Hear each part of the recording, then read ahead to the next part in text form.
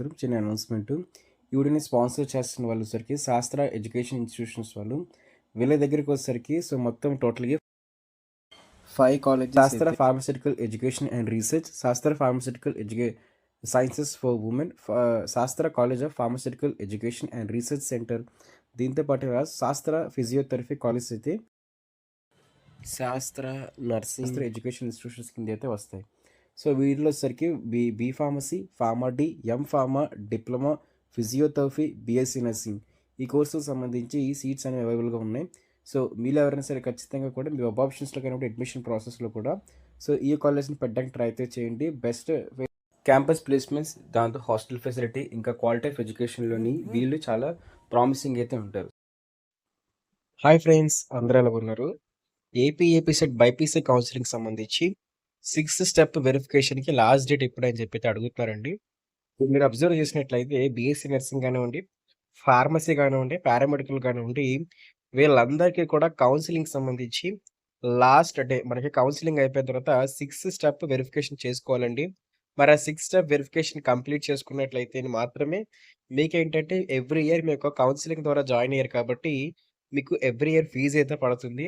ఒకవేళ మీరు 6th step verification చేసుకోకపోయినా, థంబ్ వేయకపోయినా, అప్లికేషన్ ఫార్మ్ ఫిల్ చేసి సచివాలయంకి సబ్మిట్ చేయకపోయినా సరే, మీకు ఎవ్రీ ఇయర్ పడే మీ యొక్క అమౌంట్ ఏదైతే ఉందో ట్యూషన్ ఫీజ్ ఉంటది కదా! ట్యూషన్ ఫీజు దాంతో పాటు మీ యొక్క స్కాలర్‌షిప్ సంబంధించిన ఫీజ్ ఏదైతే ఉంటుంది కదా! ఎంటీఎఫ్ ఇంకా ఆర్‌టీఎఫ్ అయితే అంటారండి. సో, ఆ 2 అమౌంట్‌లు కూడా మీకు పడవు. అయితే మరి దీనికి ఎలా అప్లై చేసుకోవాలో చెప్తాను. అప్లై చేసుకున్న ఎలా అప్లై చేసుకోవాలో మీకు అర్థమైన తర్వాత, నేను దీనికి సంబంధించి బీఎస్సీ నర్సింగ్ వాళ్ళకి ఎప్పుడు last date, B pharmacy, pharma D, biotechnology ఇంకా ఇలాంటి కోర్సులకు సంబంధించి కౌన్సెలింగ్ సెకండ్ ఫేజ్ అవుతుంది కదా! వాళ్ళకి ఎప్పుడు లాస్ట్ డేట్, పారామెడికల్‌కి సంబంధించి కౌన్సెలింగ్‌కి సంబంధించి ఎప్పుడు 6th డే వెరిఫికేషన్‌కి లాస్ట్ డేట్ అని చెప్పేసి అందరికీ చెప్తానండి. సో, ఎవరు కూడా స్కిప్ చేయకండి. స్కిప్ చేసినట్లయితే మీకు ఎక్కడ కూడా అర్థమైతే అవ్వదు. ముందుగా 6th స్టెప్ వెరిఫికేషన్ అంటే ఏంటి? దీన్ని ఎలా కంప్లీట్ చేయాలో చూద్దాం ఒకసారి. మరి ఇక్కడ మీరు చూస్తున్నారు కదా! ఇది 6 స్టెప్ వెరిఫికేషన్‌కి సంబంధించి అప్లికేషన్ ఫార్మ్ అంటారు. సో, 6 స్టెప్ అన్నా, 5 స్టెప్ అన్నా సేమ్ అనండి. ఈ అప్లికేషన్ ఫార్మ్‌ని ఫిల్ చేయండి. ఈ అప్లికేషన్ ఫార్మ్‌ని ఎలా ఫిల్ చేయాలని చెప్పేసి స్టెప్ బై స్టెప్ అయితే ఎక్స్‌ప్లెయిన్ చేస్తాను. వీలైతే ఈ వీడియో ఎండింగ్ కూడా నేను మీకు ఈ అప్లికేషన్ ఫార్మ్‌ని ఎలా ఫిల్ చేయాలో మీకు క్లారిటీగా ఎక్స్‌ప్లెయిన్ చేస్తానండి. అప్లికేషన్ ఫార్మ్ ఫిల్ చేసి దీనికి సంబంధించిన ఫ్యామిలీ యొక్క Aadhaar card details, ration card, student identity card, అలాగే మదర్ యొక్క స్టూడెంట్ యొక్క జాయింట్ అకౌంట్ కలిపి మీ యొక్క సచివాలయంకి, అదే విధంగా మీ యొక్క కాలేజీకి సంబంధించి కూడా 6 స్టెప్ వెరిఫికేషన్ ఫార్మ్ అయితే ఉంటుందండి. అది మీ కాలేజ్ ఇండివిడ్యువల్ కాలేజ్‌లోనే ఇస్తారు. సో, ఆ కాలేజ్‌కి సంబంధించి బేసిక్ డీటెయిల్స్ అప్లికేషన్ ఫార్ము, ఈ ఫార్మ్ వచ్చేసరికి సచివాలయంకి ఇవ్వాలండి. కాలేజీలో ఇచ్చిన ఫార్మ్ వచ్చేసరికి కాలేజీ వాళ్ళకివ్వాలి. కాకపోతే జెరాక్సెస్ అయితే మాత్రం కామన్‌గా అయితే ఉంటాయి. సో, ఈ జెరాక్స్ అన్నీ కూడా కామన్‌గా అయితే ఇవ్వాలి. సో, చూస్తున్నారు కదా! అందరు ఫ్యామిలీ మెంబర్స్ జెరాక్సెస్, మీ యొక్క రేషన్ కార్డు, మీ యొక్క స్టూడెంట్ ఐడెంటిటీ కార్డు, స్టూడెంట్ ఇంకా మదర్ కలిపి జాయింట్ అకౌంట్ ఏదో సో, అదైతే సబ్మిట్ చేయాలి. వీలైతే మీ క్యాస్ట్ ఇన్‌కమ్ కూడా మీరు సబ్మిట్ అయితే చేయొచ్చు. సో, ఈ యొక్క సబ్మిట్ చేయాలంటే మీరు ముందుగా ఏం చేయాలనుకున్నట్టయితే కాలేజ్‌కైతే వెళ్లి థంబ్ అయితే వేయాలండి. సో, మీరు కాలేజ్‌లో థంబ్ వేయాలి. సో, కాలేజ్‌లో థంబ్ వేసిన తర్వాత ఈ డీటెయిల్స్ మొత్తం కాలేజ్‌లో సబ్మిట్ చేసిన తర్వాత కాలేజ్ వాళ్ళు మీ సచివాలయానికైతే మాత్రం డేటాను పంపిస్తారనమాట. స్టూడెంట్స్‌కి వెరిఫికేషన్ కాలేజ్‌లో కంప్లీట్ అయింది. మీరు ఇప్పుడు సచివాలయంలో వెరిఫికేషన్‌ని కంప్లీట్ చేయండి అని చెప్పైతే అంటారు. సో, అప్పుడు సచివాలయం వాళ్ళు ఏం చేస్తారనుకున్నట్లయితే, సచివాలయం వాళ్ళే మీకు ఈ జిరాక్సెస్ మొత్తం తీసుకొని మీ డేటా వెరిఫై చేసి, మీరు 6 స్టెప్ వెరిఫికేషన్ కంప్లీట్ చేస్తారు.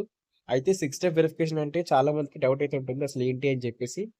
సో, ఇక్కడ 6 స్టెప్ వెరిఫికేషన్ అంటే ఏం లేదంటే, ఇక్కడ చూపిస్తున్న ఈ డీటెయిల్స్ అన్నీ కూడా మీకు అగ్రీడా కాదా అని చూపిస్తున్నారు. ఇక్కడ ఎక్కడ యెస్ అని వచ్చినా సరే మీరు అంటే మీ ట్యూషన్ ఫీజ్ ఏదైతే ఉందో కన్వీనర్ కోటాలో జాయిన్ అయ్యారు కాబట్టి మీ ట్యూషన్ ఫీజ్ అయితే మీకు రాదు. మీకు గవర్నమెంట్ ఎంప్లాయీ పెన్షన్ వస్తుందా? రాదా? లేకపోతే గవర్నమెంట్ ఎంప్లాయీ ఎవరైనా ఉన్నారా? అడుగుతున్నారండి. సో, రీసెంట్‌గా కామెంట్ చదివాను. మేము గవర్నమెంట్ ఎంప్లాయీ మాకు ఇన్‌కమ్ సర్టిఫికేట్ అడుగుతున్నారని చెప్పేసి. సో, నేనేం చెప్తున్నాను అనుకున్నట్లయితే గవర్నమెంట్ ఎంప్లాయీస్ ఉన్నా, గవర్నమెంట్‌లో వర్క్ చేసి రిటైర్ అయినా, లేకపోతే మధ్యలోనే జాబ్ ఆపేసినా సరే మీకు పెన్షన్ వస్తది కదండీ! సో, ఆ పెన్షన్ వచ్చినా లేకపోతే గవర్నమెంట్ ఎంప్లాయీ కింద వర్క్ చేసినా మీకైతే రాదు. గుర్తుపెట్టుకోండి అంగన్వాడీ ఇంకా ఎవరైతే సో, ఏవైతే ఆశా వర్కర్‌లు, అంగన్వాడీ, జీవీఎంసీ సో, ఇది శానిటరీ వర్కర్స్ అని చెప్పైతే అంటారు వీళ్ళందరిని కూడా.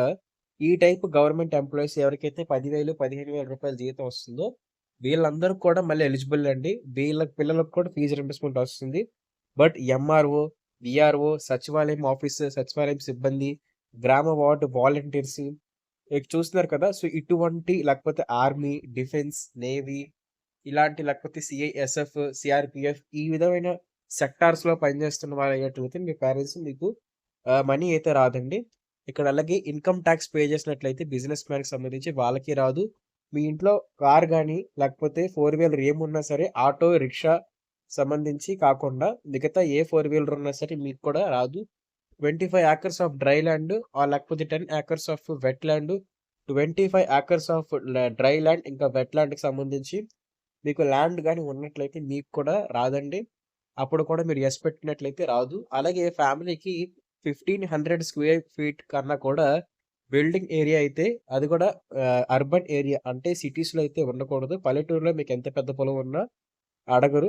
మరేంటంటే పొలం కూడా ఏంటంటే కొన్ని ఏకర్స్ లోపు అయితే ఉండాలన్నమాట పైన చెప్పినట్టు. అలాగే ఫ్యామిలీ ఇన్‌కమ్ అనేది 2.5 లాక్స్ గుర్తుపెట్టుకోండి. ఫ్యామిలీ ఇన్‌కమ్ వచ్చేసరికి ఓకే. 2.5 లాక్స్ కన్నా కూడా తక్కువైతే ఉండాలి. అప్పుడు మాత్రమే మీకు ఈ అమౌంట్ అయితే వస్తుంది. మీకు అర్థమైంది కదా!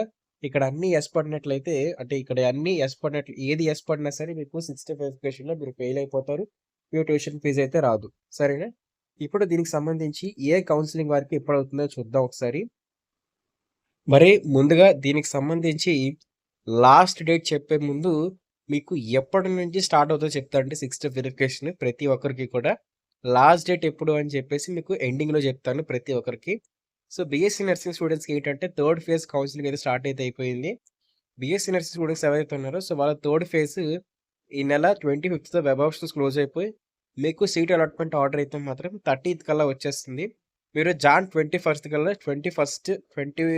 4th కల్లా మీరు సెల్ఫ్ రిపోర్టింగ్ కంప్లీట్ చేసుకుంటారు. సో, మీకు జాన్వరి ఫస్ట్ వీక్ తర్వాత నుంచి జాన్వరి ఫస్ట్ వీక్ నుంచే మీకు క్లాసెస్ స్టార్ట్ అయిపోతాయి కాబట్టి, మీరు వీలైనంత తొందరగా అంటే మీరు కాలేజ్‌లో జాయిన్ అయిపోతారు కాబట్టి అదే లాస్ట్ అండ్ ఫైనల్ ఫేజ్ కాబట్టి, మీ యొక్క డేటా అనేది ఫెచ్ చేయమంటే ఇంకా ఫైనలైజ్ అయిపోద్ది. ఫైనలైజ్ అయినప్పుడు మీకు రోల్ నంబర్స్, మీకు ఐడెంటిటీ కార్డ్స్ యూనివర్సిటీ తరపు నుంచి ఇవ్వడం ద్వారా అప్పుడు మీరు అడ్మిషన్స్ ఫిక్స్ అయిపోతాయి కాబట్టి, సో, అప్పుడు మీకు 6 స్టెప్ వెరిఫికేషన్ స్టార్ట్ అవుతుందండి.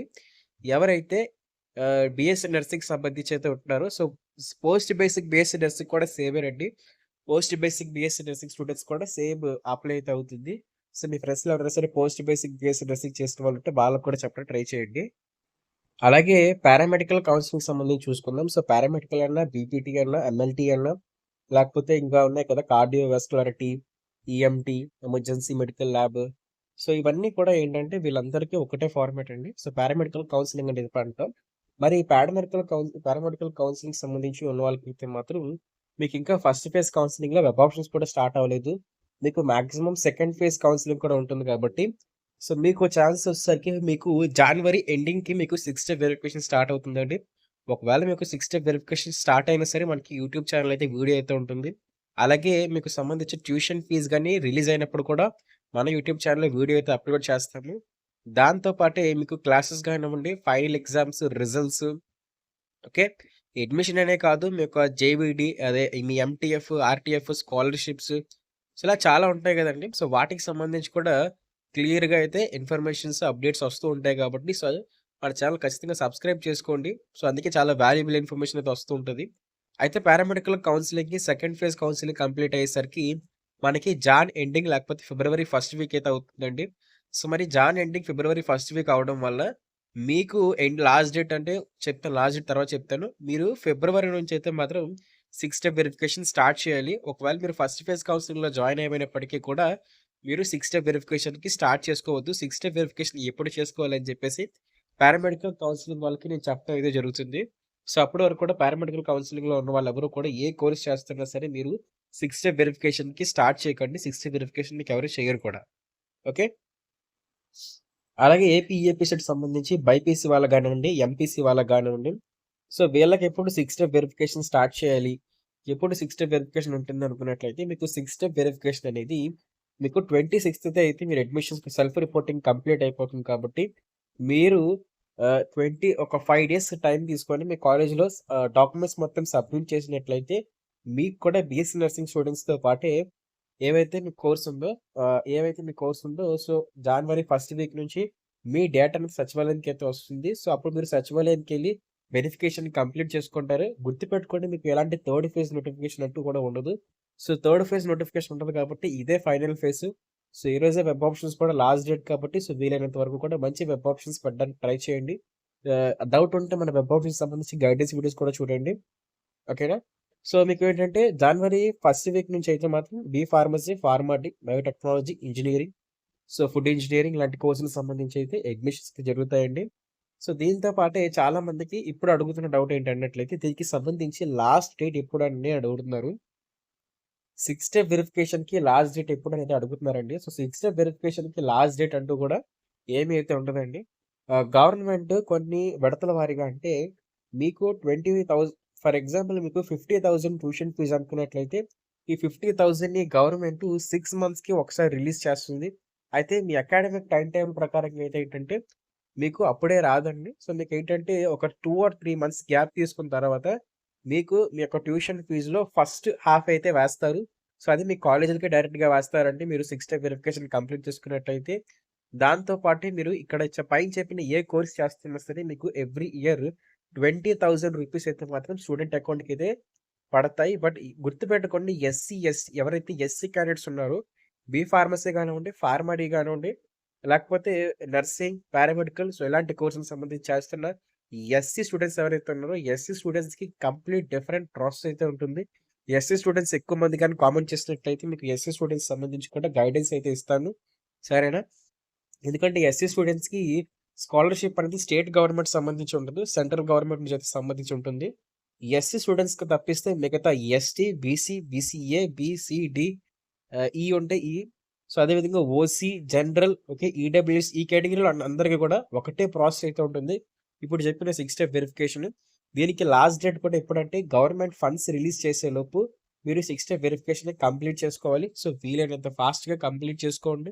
గవర్నమెంట్ ఫండ్స్ రిలీజ్ చేసేటప్పుడు కూడా మన యూట్యూబ్ ఛానల్ అయితే వీడియోస్ చేసి సో ఈ టైంలో రిలీజ్ చేస్తుంది. సో ఇప్పుడు ఇప్పుడు ఈ టైంకి అయితే మీరు క్లోజ్ చేసుకోవాలని చెప్పేసి ప్రతి ఇండివిడ్యువల్ కోర్స్ వాళ్ళకి చెప్తామండి. గుర్తుపెట్టుకోండి మీకు ఇప్పటి నుంచి ఏంటంటే ఈ ఫీజ్ రింబర్స్‌మెంట్ సంబంధించి వీడియోస్‌లో సో మీ కోర్స్ మెన్షన్ చేయరు. బట్ ఫీజ్ రింబర్స్‌మెంట్ అని చెప్పేసి మెన్షన్ చేస్తారు కాబట్టి, ఆ ఫీజ్ రింబర్స్‌మెంట్ అని చెప్పేసి వీడియో గాని వచ్చినట్టయితే ప్రతి ఒక్కరు కూడా అది BiPC, MPC, nursing, pharmacy, paramedicals ఇలా ఏ కోర్స్ అయినా సరే మీరు ఖచ్చితంగా కూడా ఆ వీడియోస్ ఓపెన్ చేసి చూడాలి. ఎందుకంటే ఒకటే ప్రాసెస్ అయితే ఉంటుందండి. ట్యూషన్ ఫీజ్ గానివ్వండి, ఎంటీఎఫ్, ఆర్‌టీఎఫ్ ఈ యొక్క ట్యూషన్ ఫీజ్ సంబంధించి. సో ప్రతి ఒక్కరు కూడా ఫీజ్ రింబర్స్‌మెంట్ వీడియోస్ చూడాలి.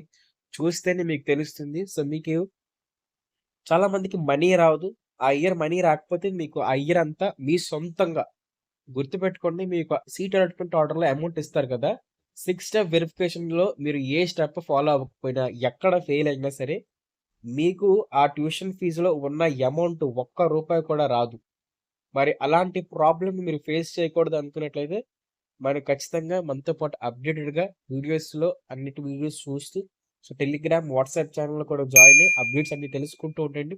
మీకు చాలా యూజ్‌ఫుల్ అయితే అవుతుంది. సో ఇది ఫ్రెండ్స్ అప్డేట్. ఇలాంటి మరిన్ని యూజ్‌ఫుల్ వీడియోస్ కోసం ఖచ్చితంగా లైక్ చేయండి, షేర్ చేయండి, సబ్స్క్రైబ్ చేసుకొని బెల్ నోటిఫికేషన్ ఆన్ పెట్టుకోండి. Thank you friends. బై.